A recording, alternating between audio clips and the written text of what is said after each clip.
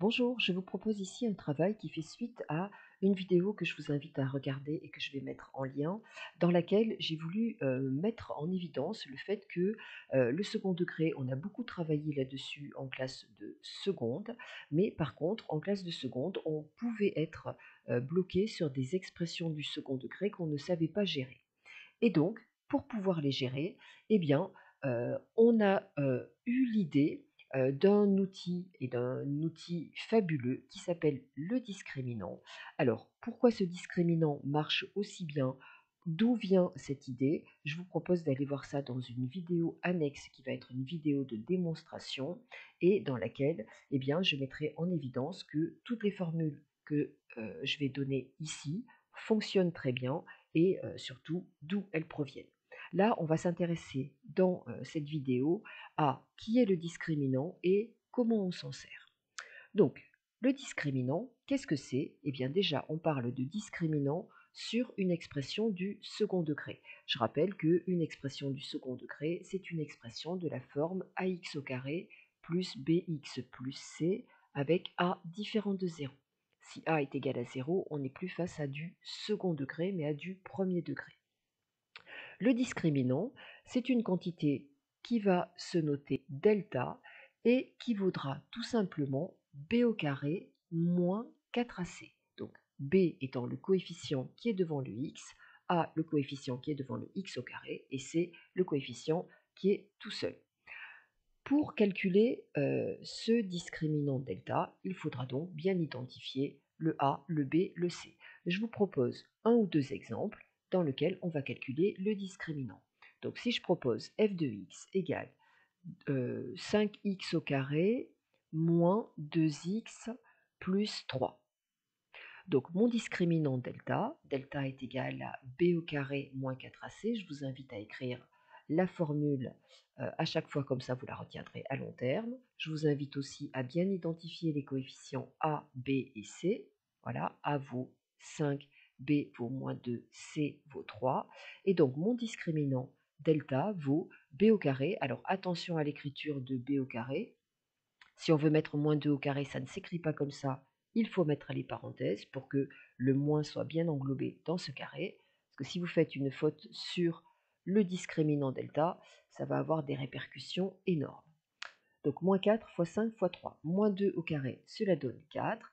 4 fois 5, 20. 20 fois 3, 60. Donc 4 moins 60. Et ce discriminant donne moins 56.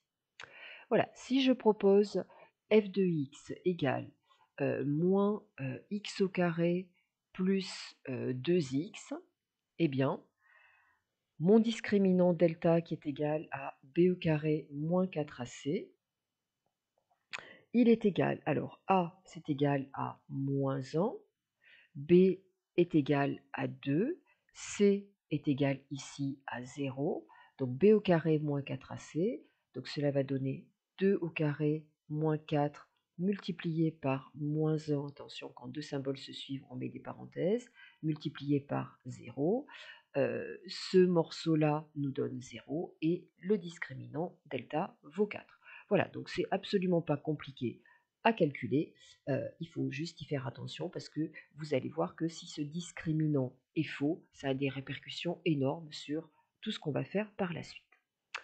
Alors, hop, une petite page toute propre.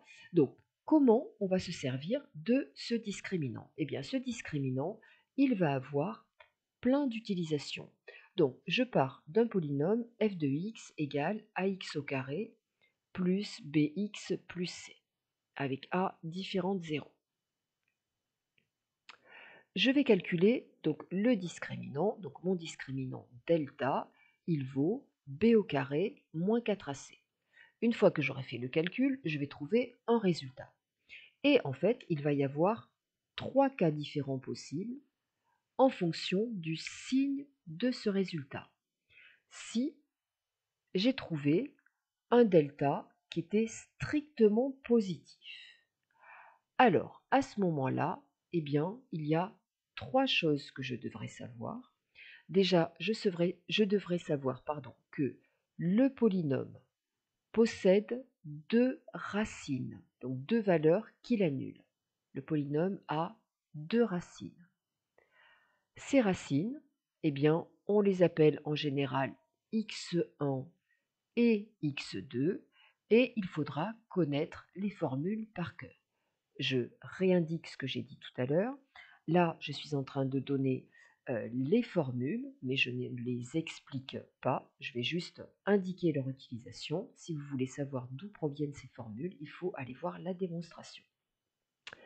Donc, ces racines vont être moins b moins racine carrée de delta sur 2a, et attention, le moins n'est pas devant le quotient, mais juste devant le b, et l'autre racine, moins b, plus racine carrée de delta sur 2a. Je vous conseille, lorsque vous aurez calculé votre delta et que vous aurez trouvé qu'il est positif, d'aller tout de suite indiquer racine de delta égale. Alors, parfois, on tombe sur un delta qui est un carré parfait. Racine de 16, ça fait 4. Racine de 25, ça fait 5. Parfois, on va tomber sur un delta un petit peu moins sympathique, 12. Racine de 12, eh bien, ce n'est pas une valeur exacte. Par contre, votre calculatrice vous dira que racine de 12, c'est 2 fois racine de 3, et ça vaut le coup de l'écrire pour pouvoir donner les racines sous leur forme la plus simple. Alors, tiens, le fait de dire que le polynôme a 2 racines, ça nous permettra de faire quoi? Eh bien, ça nous permettra de résoudre l'équation ax au carré plus bx plus c égale 0, puisque je rappelle que racines, ce sont les valeurs qui rendent égale à 0 une expression. Ce que vous devez savoir d'ores et déjà, c'est que lorsque vous avez à résoudre une équation du second degré, j'en propose par exemple une, je veux résoudre l'équation 2x au carré moins 5x plus 4 égale 1. Je ne vais pas calculer le discriminant là-dessus, je devrais tout passer du même côté, donc faire moins 1 pour avoir 0. Et là, eh bien, soit je suis dans la situation d'un élève de seconde où je sais factoriser me ramener à produit nul, comme je l'ai vu dans la vidéo que j'ai mise en lien, soit, si je ne sais pas faire ça, je vais aller calculer le discriminant. Mais le discriminant va s'installer pour une équation lorsqu'on a ramené cette équation à égal à 0, parce que le discriminant a pour objectif de nous donner les racines. Donc les valeurs qui rendent égal à 0 et pas les valeurs qui rendent égal à 2 ou à 3 ou à quoi que ce soit. Donc voilà, je voulais bien clarifier les choses parce qu'il y a déjà des fois des fautes là-dessus. Autre chose que, eh bien, on devra savoir.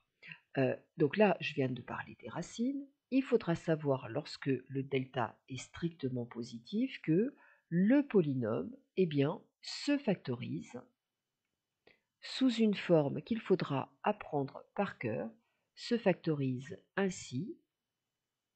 Eh bien, notre f de x, donc notre ax au carré plus bx plus c, il vaudra a, facteur de x, donc x c'est la variable, moins une de nos racines, facteur de x moins l'autre racine. Voilà la forme de factorisation. Et donc ça, pour l'instant, on l'admet, et si vous voulez savoir pourquoi, il faut aller voir la démonstration. Et troisième chose que vous devrez savoir, c'est au niveau du signe. Et là, en fait, c'est très simple, et le signe, vous allez voir qu'on va pouvoir le faire en une seule ligne, et non pas en plusieurs lignes comme on le faisait en seconde, tout simplement en comprenant que les racines sont les abscisses des points d'intersection de la parabole avec l'axe des abscisses. Donc, s'il y a deux racines, ça veut dire que notre parabole vient couper 2 fois l'axe des abscisses. On savait qu'une parabole, elle était soit comme ça, lorsque A est positif, soit comme ça, lorsque A est négatif.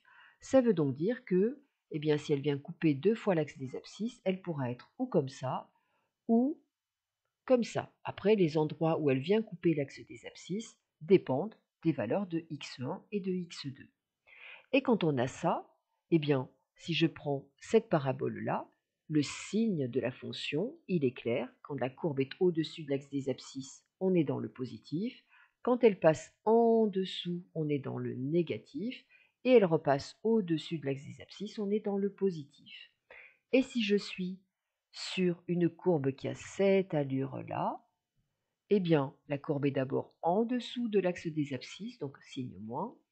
Elle est passée au-dessus de l'axe des abscisses, et elle est repassée en dessous de l'axe des abscisses. Et donc en fait, le signe s'obtiendra très simplement. Voilà, et donc d'un point de vue signe, qu'est-ce qu'il suffira de faire? Eh bien, vous dresserez votre tableau de signes, vous mettrez les deux valeurs x1 et x2. Alors je vais supposer que x1 est plus petit que x2. Voilà. Vous mettrez ici votre polynôme directement. Vous viendrez tracer votre courbe. Alors, si vous avez trouvé un A qui est positif, vous venez dessiner votre allure de courbe. Vous venez bien positionner votre x1 et x2. Donc là, je suppose que j'ai trouvé une valeur de x1 négative, une valeur de x2 positive. Bien évidemment, vous les placez du bon côté de l'axe des ordonnées. Et le signe, eh bien, il est suffisamment clair et il est justifié par votre graphique à côté. Et le signe de votre polynôme sera plus, moins et plus. Si votre A est négatif, eh bien, votre polynôme, hop, vous dressez le tableau de signes, vous venez accompagner de l'allure de la parabole avec donc votre A pour lequel vous donnez la valeur. Vous venez tracer une parabole, vous mettez en évidence votre x1 et votre x2. Alors vous n'avez pas besoin de faire une échelle, mais par contre vous les placez de manière cohérente par rapport à l'axe des ordonnées.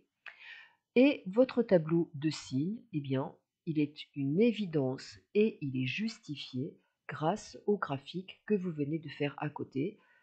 Et ce graphique, il a été prouvé justement par le signe de A et votre travail précédent où vous avez trouvé deux racines. Voilà, donc ici, vous avez toutes les connaissances concernant le cas delta strictement positif. Là, on va pouvoir, dans cette partie-là, résoudre des équations du second degré ramenées à zéro. Là, on va pouvoir factoriser si on nous le demande. Et là, on va pouvoir travailler sur le signe d'une expression du second degré et donc résoudre des inéquations du second degré quand on les a ramenées à zéro d'un côté. Le delta peut avoir bien évidemment d'autres possibilités. Le delta peut être égal à 0 si delta est égal à 0. Alors, par expérience, le cas qui a été exposé ici est très bien retenu parce qu'on le rencontre assez souvent, et les deux autres un petit peu moins. Alors, si delta est égal à 0, eh bien, regardez bien, si dans cette formule-là, je remplaçais delta par 0, racine carrée de 0, il faut savoir que ça fait 0. Donc, ma première racine me donnerait moins b sur 2a. Ma deuxième racine me donnerait aussi moins b sur 2a. Eh bien, vous avez la formule, si delta est égal à 0, le polynôme a une seule racine, qu'on appelle une racine double, tout simplement parce que x1 et x2 sont les mêmes quantités. Souvent, on la note x0, elle vaut moins b sur 2a. D'ailleurs, ce moins b sur 2a, ça doit vous rappeler quelque chose. Ça doit vous rappeler normalement l'abscisse du sommet. Et d'ailleurs, si vous essayez de tracer une parabole qui vient couper une seule fois l'axe des abscisses, eh bien, mis à part de couper l'axe des abscisses en son sommet, eh bien, ça paraît difficile de faire un dessin autre que ça. Donc c'est normal que en fait votre racine soit l'abscisse du sommet. Alors c'est pas le sommet, mais l'abscisse du sommet. Voilà, une fois qu'on a ça, donc on a une seule racine. Ensuite, au niveau de la factorisation, eh bien, hop, la forme de factorisation, elle sera calquée sur la précédente.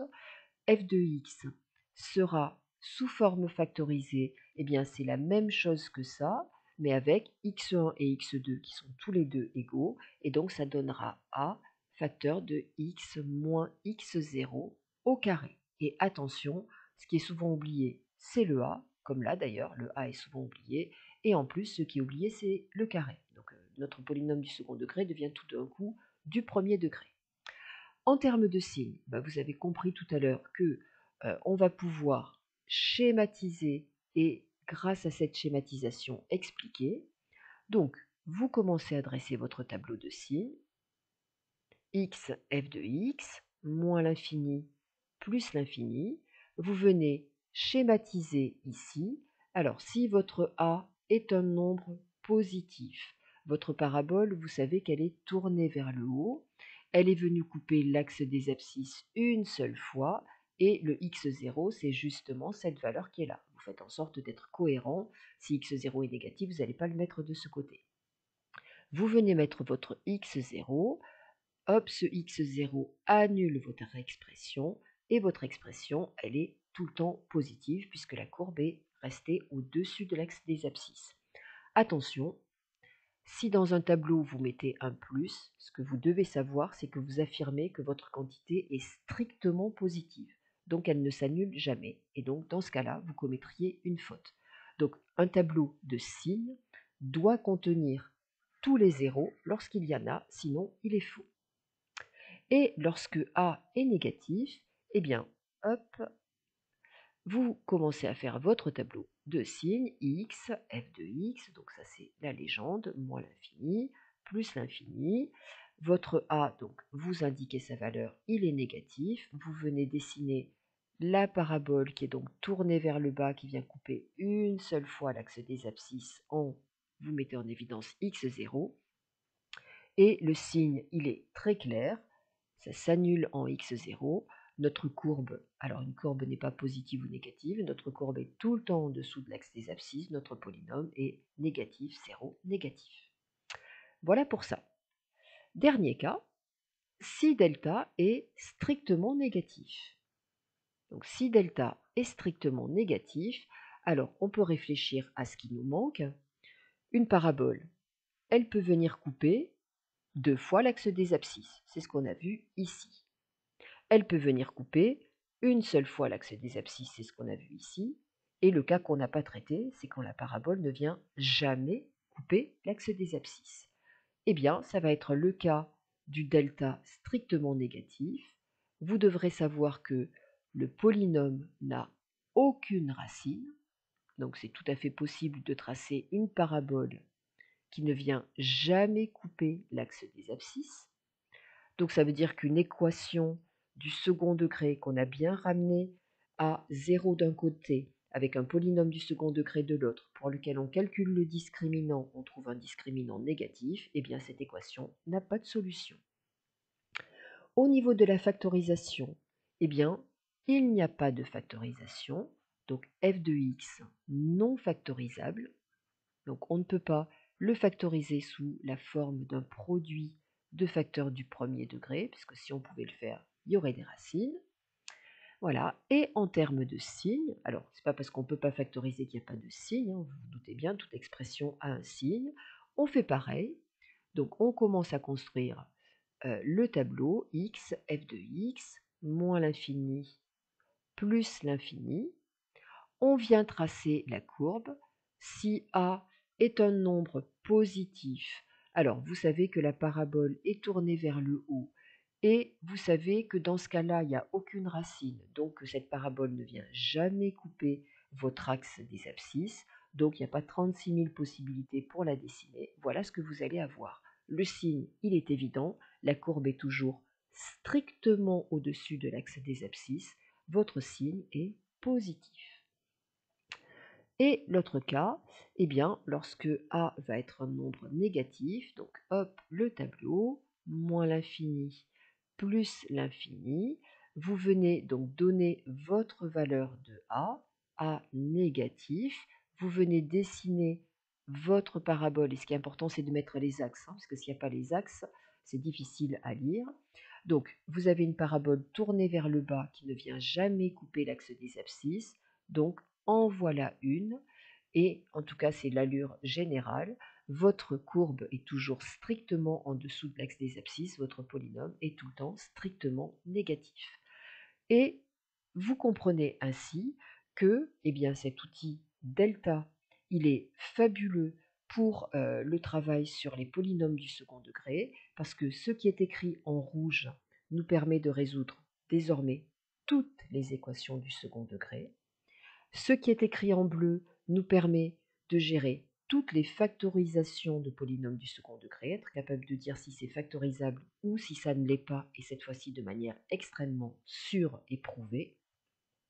et cela nous permet de gérer le signe de n'importe quelle expression du second degré, et donc la résolution de n'importe quelle inéquation du second degré à partir du moment où on aura tout ramené du même côté pour avoir 0 de l'autre, hein. J'insiste vraiment là-dessus parce que le discriminant est relié aux racines et les racines sont les valeurs qui annulent et non pas les valeurs qui rendent égal à 1 ou égal à 2 ou je ne sais quoi. Voilà, donc pour ne pas trop rallonger cette vidéo, je vous laisse ici sur ces explications. Je vais proposer une vidéo de démonstration, donc pourquoi ce delta fonctionne si bien, comment est venue cette idée du discriminant delta et pourquoi ces formules, et aussi une vidéo avec quelques applications de résolution d'équations, résolution d'inéquations et factorisation. Donc je vous dis à très bientôt. Au revoir.